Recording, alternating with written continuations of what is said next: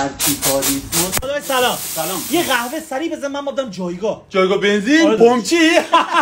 مرد سهمیه قهوه امروزمون تمام شد. 12 شب شارژ میشه. قهوه مگه قهوه آره سهمیه داره.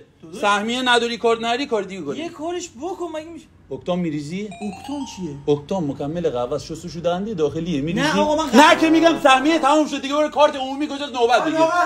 چه خبره؟ برو اونجا نوبت بگیر پشت یارو سری. شوخی نگو با من درو. شوخی چیه؟ میگم سهمیه ندارم. ساقلات قهوه مونده.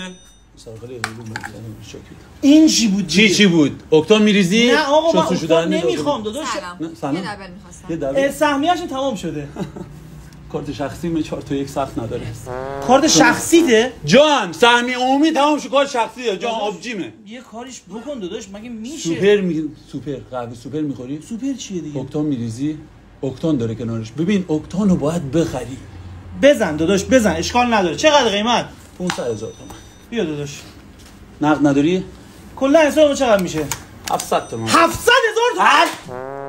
700,000 تومان. جمعه صبح قهوه گرون شد من تازه فهمیدم یادم رفته بود. دلبر شکاریسم داره دلبر هزاران گل و ولو داره دلبر تمومی شهر خاطر خدا داره دلبر